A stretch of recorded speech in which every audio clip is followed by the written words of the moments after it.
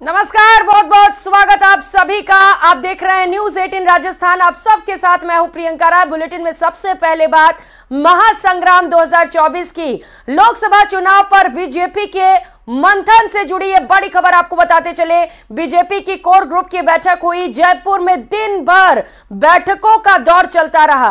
पहली लिस्ट जारी होने के बाद बीजेपी ने बैठक ली। बैठक में मुख्यमंत्री भजनलाल शर्मा, सीपी जोशी भी शामिल हुए। सतीश पूनिया भी इस बैठक में शामिल रहे और बैठक में आगामी रणनीति पर चर्चा की गई। बैठक में कार्यकर्ताओं को दिशा निर्देश भी दिए गए हैं।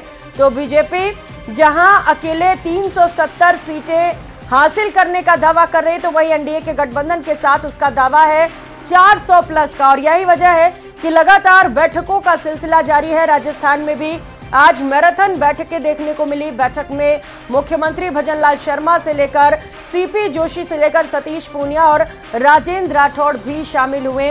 कार्यकर्ताओं को जीत का मंत्र दिया गया। साथ ही साथ बैठक में कार्यकर्ताओं को दिशा निर्देश भी दिए गए हैं। किस तरीके से केंद्र की योजनाओं को आगे बढ़ाना है, जन जन तक पहुंचाना है, उसके फायदे लोगों तक पहुंचाने हैं, इसे लेकर निर्देशित किया गया। साथ ही साथ प्रचार प्रसार में अभी से लग जाने के लिए भी निर्देशित किया गया है। तो पूरी तरीके से बीजेपी की ओर से तैयारियां की जा रही है, क्योंकि अब 195 उम्मीदवारों की पहली लिस्ट भी सामने आ चुकी है। तो वहीं राजस्थान में 25 में से 15 सीटों पर उम्मीदवारों के नामों का ऐलान हो गया और इसके बाद से ही बहुत ज्यादा जोश कार्यकर्ताओं में दिखाई दे रहा है, नेताओं में दिखाई दे रहा है। और यही वजह है कि अभी से कार्यकर्ता पूरी तरीके से लोकसभा चुनाव की तैयारियों में जुट चुके हैं।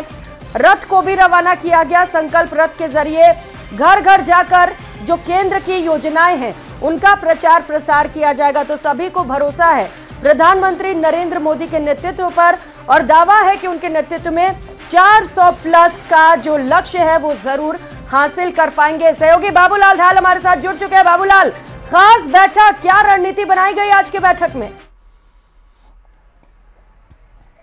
जी देखिए, रणनीति यही है बीजेपी को 5 लाख से कम वोटों के अंतर से जीत किसी भी सीट पर मंजूर नहीं है। और इसके लिए साफ साफ निर्देश दे दिए गए हैं पार्टी कार्यकर्ताओं को, पार्टी के नेताओं को। आज बता दिया गया है कि 5 लाख से कम अंतर से चुनाव जीतना नहीं है, इस अंतर को और ज्यादा बढ़ाना। तो बीजेपी इस चुनाव को एक तरफा कर देना चाहती है और वो मतदाताओं को ये भरोसा दिलाने की कोशिश कर रही कि उनके मुकाबले में कोई भी नहीं है। सिर्फ और सिर्फ पीएम मोदी चुनाव लड़ रहे हैं उनके लोकसभा सीट से। इसके अलावा हर बूथ पर जो रणनीति वो 370 वोटों की लीड लेने की है। तो ऐसी सूरत में बीजेपी को लगता है कि उसके सामने कोई ज्यादा ना तो चुनौती है ना कोई मुश्किलें हैं, और कहीं विरोध के स्वर भी उठेंगे तो वो मोदी लहर में दब जाएंगे। और इसलिए कार्यकर्ताओं को यही कहा गया कि आप चले जाइए फील्ड में और मोर्चा संभालिए। जितना कुछ बेहतर किया जा सकता है पार्टी के लिए, उसके लिए अगले 50-60 दिन काम कीजिए। परिवार को भुला दीजिए। पार्टी आपकी पहली प्राथमिकता होनी चाहिए।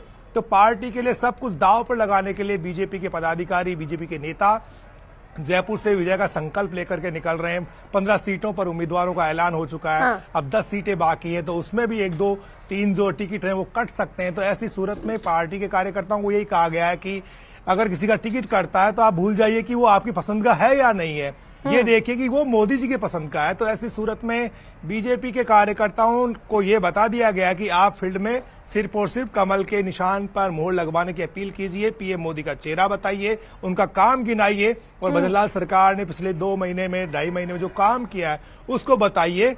तो केंद्र और राज्य की सरकार की जो उपलब्धियां हैं उनके दम पर बीजेपी जीत की हुंकार भर रही है। और उसको लगता है कि उसका कार्यकर्ता, उसका बूथ मैनेजमेंट, उसके शक्ति केंद्रों पर उसकी जो रणनीति है, उसकी प्रदेश की कोर टीम की जो व्यू रचना है, उसके आगे कहीं भी कांग्रेस ठहर नहीं पाएगी। और एक बार फिर से यानी तीसरी बार प्रधानमंत्री नरेंद्र मोदी को वो 370 सीटें बीजेपी के रूप में जिताएंगे और 400 एनडीए जो है वो चुनाव जीत करके आया 400 सीटों पर। तो ऐसे में बीजेपी के कार्यकर्ताओं और नेताओं को एक ही संदेश दिया गया है कि अगले 50-60 दिन के लिए सब कुछ दांव पर लगा करके पार्टी के हित में काम करने के लिए आप लोग जी जान से जुट जाइए और फील्ड में जनता के बीच में जो भी बात है, जनता क्या सोच रखती है, इसके बारे में प्रदेश के नेतृत्व तक लगातार अपनी बात पहुंचाइए, ताकि ग्रास धरातल पर कोई भी बात होती है छोटी मोटी जो भी, तो उसका तत्काल समाधान किया जा सके। तो बीजेपी का वर्कर भी तैयार है, प्रशिक्षण भी उनके हो गए हैं, सारे ट्रेनिंग प्रोग्राम भी उनके हो गए हैं, अभियान चल रहे हैं। अब अगले कुछ दिन तक संकल्प जो रथ भेजे गए हैं, जो मैनिफेस्टो बनने के लिए एलईडी वाहन गांव-गांव में जाएंगे, तो लोगों की राय ली जाएगी, सुझाव पेटिका के जरिए, और फिर उनमें से जो बेहतरीन जो सुझाव हो सकते हैं उनको राष्ट्रीय नेतृत्व तक पहुंचाया जाएगा, ताकि उसमें से कुछ चुनिंदा जो सुझाव हैं उनको मैनिफेस्टो में शामिल किया जा सके। तो हर तरह बीजेपी की रणनीति के चर्चे हैं, बीजेपी के नेता तैयार है एक बार फिर से मैदान में मोर्चा मारने के लिए। बिल्कुल बाबूलाल, तैयारियां पूरी तरह से दिख भी रही है और कॉन्फिडेंस भी झलक रहा है चेहरों पर, और साफ तौर पर सभी यही कह रहे हैं कि आला कमान का जो फैसला होगा वो सर्वोपरि होगा, सभी को सर्वमान्य होगा। हाईटेक रथ रवाना किए गए हैं क्योंकि मिशन काफी ज्यादा बड़ा है, 400 प्लस का दावा किया जा रहा है। ये मिशन को फतेह करने में और आसान करेगा क्या बाबूलाल?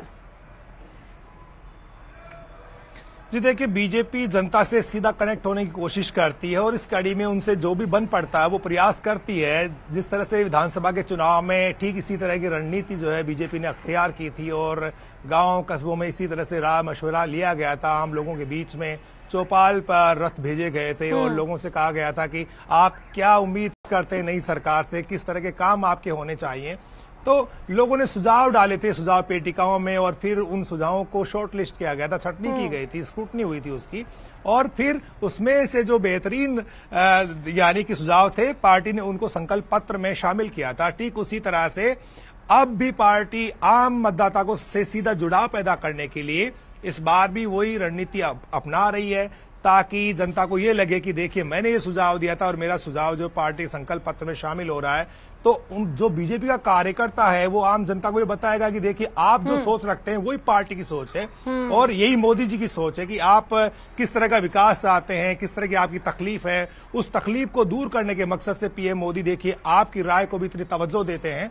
तो बीजेपी का जो कार्यकर्ता है उसको पता है कि आम जनता सोच क्या रखती है, उसे चाहिए क्या, उसकी जरूरत क्या है, और जिस तरह से काम किया गया है मोदी सरकार की ओर से, जितनी भी स्कीम्स चलाई गई हैं उनका वो फायदा भी गिना रहे हैं, लाभार्थी संवाद भी कर रहे हैं। इसके अलावा हाल ही में भजनलाल सरकार की ओर से जो काम किया गया है उसको भी वो गिना रहे हैं, और उनकी कोशिश यही है कि जो काम है उस पर वोट मांगा जाए, जो परफॉर्मेंस है उस पर वोट मांगा जाए, ताकि जनता को ये लगे कि काम करके वोट मांगना बीजेपी का हक है, और बीजेपी पूरे हक के साथ में लोगों को यही एहसास कराने की कोशिश करेगी देखिए हम आम आदमी की सरकार हैं और पीएम मोदी आम आदमी का हित सोचते हैं, और आम आदमी की भलाई के लिए मोदी जी को एक बार फिर से प्रधानमंत्री बनाना बहुत जरूरी है, और राष्ट्र को विकसित बनाने के लिए मोदी जी को आशीर्वाद जनता का मिलना बहुत जरूरी है, क्योंकि और दूसरी पार्टियां राष्ट्र के बारे में नहीं सोचती, वो अपने परिवार के बारे में सोचती है।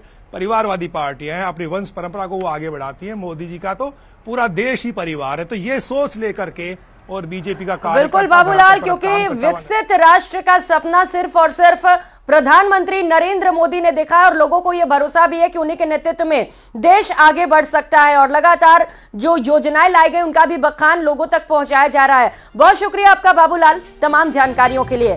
तो राजस्थान में बीजेपी की तैयारी इस बार जोरदार है, 15 सीटों पर प्रत्याशी भी घोषित हो गए हैं, लेकिन 10 नामों का अभी भी इंतजार है। इसके लिए बीजेपी की बड़ी तैयारी हो रही है, इस खास रिपोर्ट में देखिए।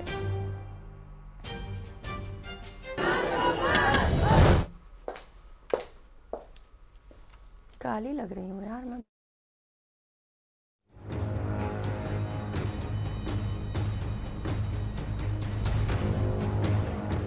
लोकसभा का सजारण, 15 योद्धा तैयार, 10 नामों का इंतजार।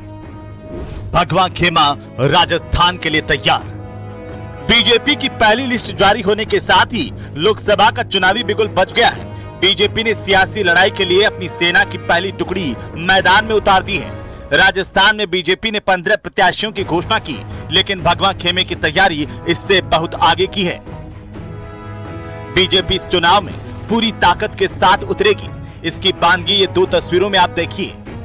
पहली तस्वीर राजस्थान बीजेपी की कोर कमेटी की बैठक की है, जिसमें बीजेपी के तमाम दिग्गज नेता शामिल हुए हैं। दूसरी तस्वीर बीजेपी के संकल्प पत्र के लिए एलईडी रथ के रवाना होते हुए की है। एक तरफ बीजेपी बैठक कर बड़ी योजना बना रही है, तो वहीं दूसरी तरफ लोगों तक पहुंचने के लिए रथ यात्रा का सहारा लिया जा रहा है।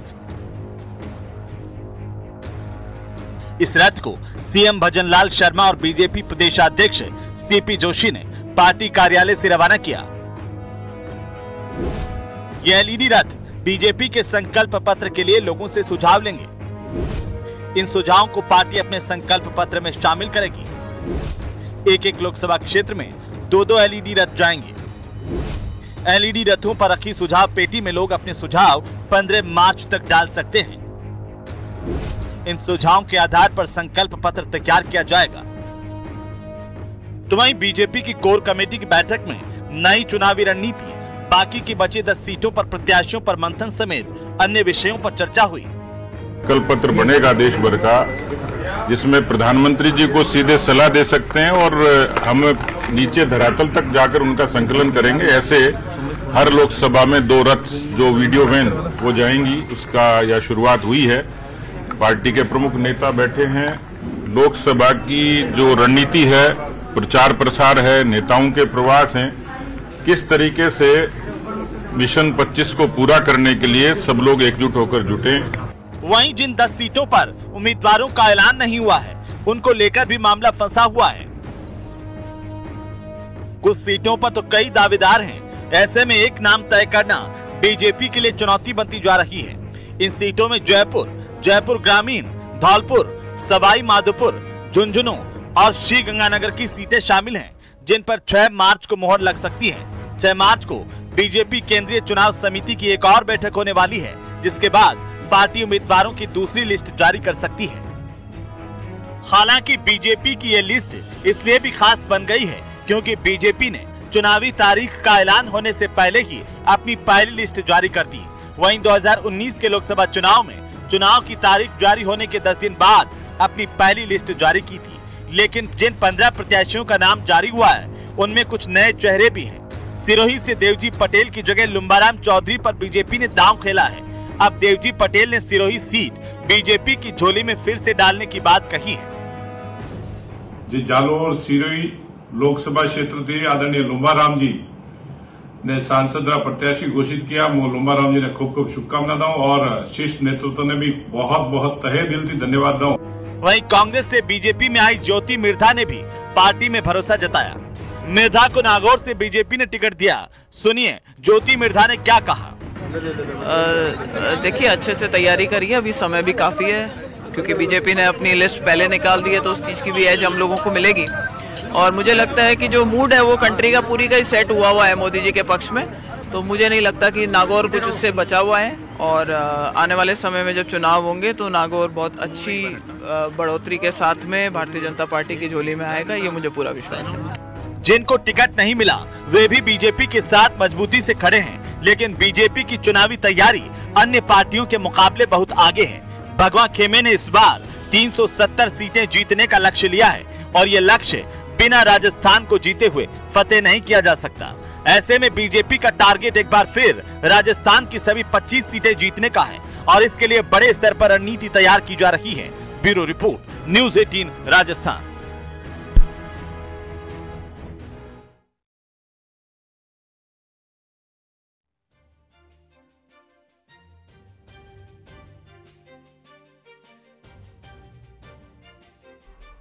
और जैसलमेर में गजेंद्र सिंह शेखावत, कैलाश चौधरी और अर्जुन राम मेघवाल के नामों की घोषणा के बाद खुशी का माहौल देखने को मिल रहा है। भाजपा नेता विक्रम सिंह नाचना, महंत बाल भारती महाराज सुरेंद्र सिंह बड़ोडा गांव के नेतृत्व में शहर के हनुमान चौराहे पर पटाखे फोड़ते नजर आए और एक दूसरे को मिठाई खिलाकर जश्न भी मनाया गया। लोकसभा प्रत्याशियों के नामों की घोषणा के बाद हर कोई जश्न में डूबा नजर आ रहा है। भाजपा नेताओं ने कहा कि प्रधानमंत्री नरेंद्र मोदी फिर देश के तीसरी बार प्रधानमंत्री बनने जा रहे हैं। राजस्थान में 25 सीटों पर कमल खिलेगा।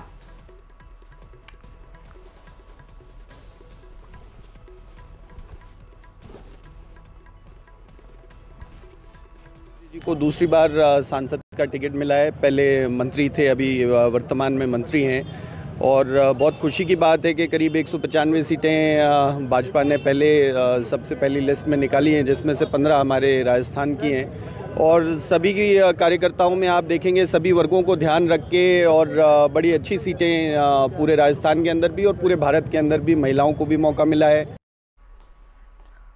तो वहीं जैसलमेर में भाजपा के जश्न में खलल तब पड़ी जब एक व्यक्ति खुद को भाजपा का कार्यकर्ता बताकर भाजपा प्रत्याशी कैलाश चौधरी को वोट नहीं दूंगा कहकर विरोध करने लगा। साथ ही जैसलमेर में विकास नहीं करने के भी आरोप लगा डाले। वहीं विरोध कर रहे कार्यकर्ताओं ने कहा कि प्रधानमंत्री नरेंद्र मोदी के पक्ष में सहानुभूति दिखाते हुए उन्हें वोट देने की बात कही। जश्न में वरिष्ठ कार्यकर्ता के विरोध के सुर का अब सोशल मीडिया पर जमकर वीडियो वायरल हो रहा है, आप भी सुनिए।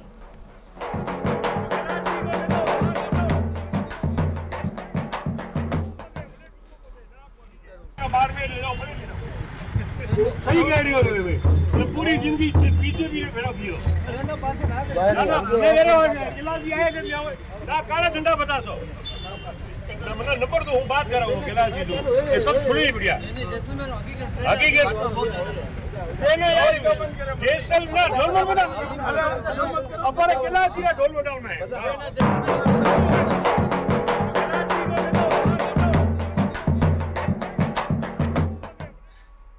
और खबरों में आगे बढ़ेंगे। कांग्रेस नेता प्रियंका गांधी अपने परिवार के साथ 4 दिवसीय जवाई दौरे पर रहीं। आज वो भारी सुरक्षा के बीच उदयपुर के लिए रवाना हुई।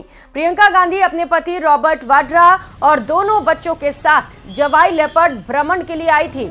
इस दौरान उन्होंने जवाई बांध क्षेत्र में रॉक सफारी के साथ वन्य जीवों को देखने का भी लुत्फ उठाया। तो वहीं निजी होटल में राजस्थानी कालबेलिया नृत्य भी देखा। बता दें कि इससे पहले भी प्रियंका जवाई क्षेत्र में घूमने के लिए आ चुकी हैं। पिछली बार प्रियंका के साथ राहुल गांधी भी घूमने आए थे।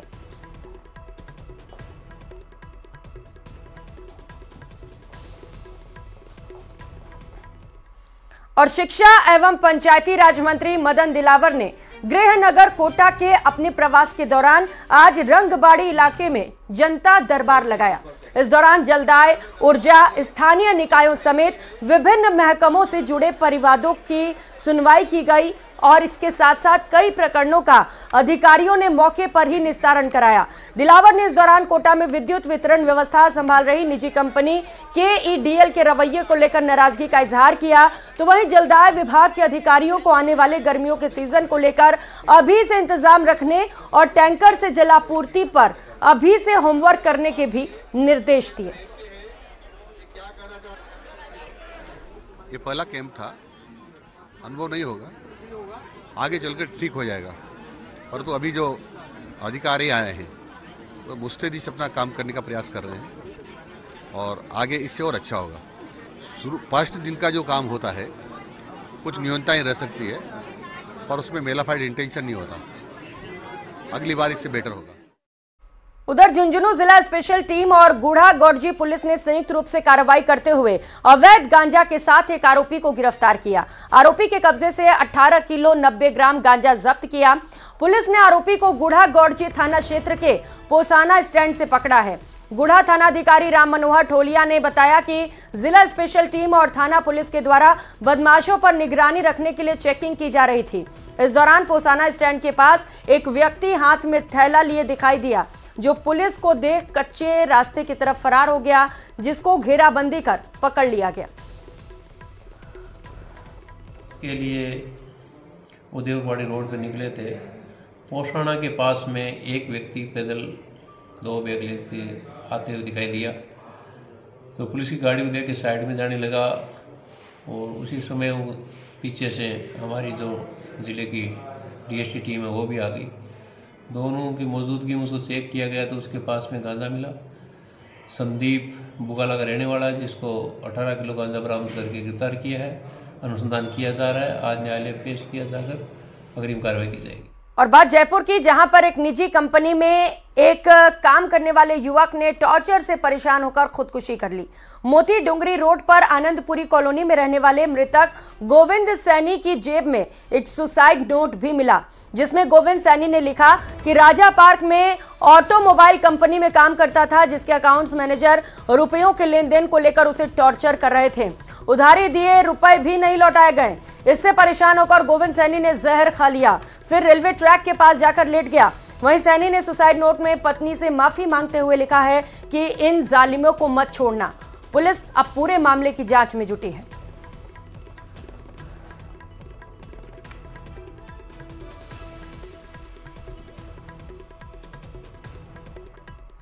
बात डूंगरपुर की। जिले की धम्बोला थाना पुलिस ने अवैध देसी हथकढ़ शराब के खिलाफ कार्रवाई की।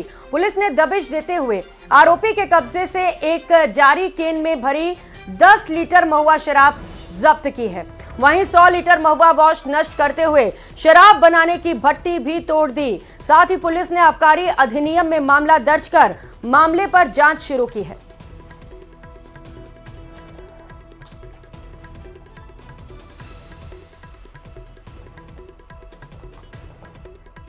खबर कोटा से है। ग्रामीण की मोडक थाना पुलिस ने बड़ी कार्रवाई करते हुए फर्जी पुलिस इंस्पेक्टर बनकर नेशनल हाईवे पर वाहन चालकों से अवैध वसूली करने की वारदात को अंजाम देने वाली गैंग का पर्दाफाश किया। पुलिस ने गैंग के सरगना शिवा और गुड्डू को फर्जी पुलिस की वर्दी सहित गिरफ्तार किया, जबकि अनंतपुरा निवासी साजिद और देवली निवासी मुरारी को मौके से भागने में सफलता मिली। मामले में फरियादी भरत कुमार ने अवैध वसूली की रिपोर्ट दर्ज कराई थी। फिलहाल मोडक थाना पुलिस पूरे मामले की जांच में जुटी है। तो वहीं श्रीगंगानगर के पदमपुर के वार्ड नंबर 12 में दिन दहाड़े बाइक सवार 2 युवकों ने घर के बाहर खड़ी एक महिला के गले से सोने की चेन छीन ली। वहां लगे सीसीटीवी कैमरे में पूरी घटना कैद हो गई, जिसकी तस्वीरें इस वक्त आप देख पा रहे हैं। फिलहाल पीड़िता की सूचना पर स्थानीय पुलिस भी मौके पर पहुंच गई और सीसीटीवी फुटेज सहित अन्य साक्ष्यों के आधार पर बाइक सवार बदमाशों की तलाश शुरू कर दी गई है।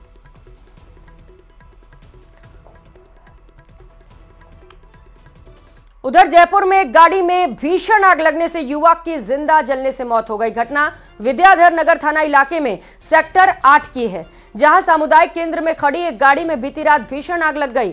सूचना मिलने पर पहुंचे दमकल कर्मी भी आग बुझाने मौके पर पहुंचे। रविवार को स्थानीय लोगों ने जलकर खाक हुई गाड़ी में युवक का शव देखकर पुलिस को इसकी सूचना दी। एडिशनल डीसीपी बजरंग सिंह शेखावत ने बताया कि मृतक की पहचान हो गई है और जिस गाड़ी में आग लगी वो कई दिनों से खराब पड़ी थी। अक्सर यहां लोग चोरी छिपे नशा करते थे।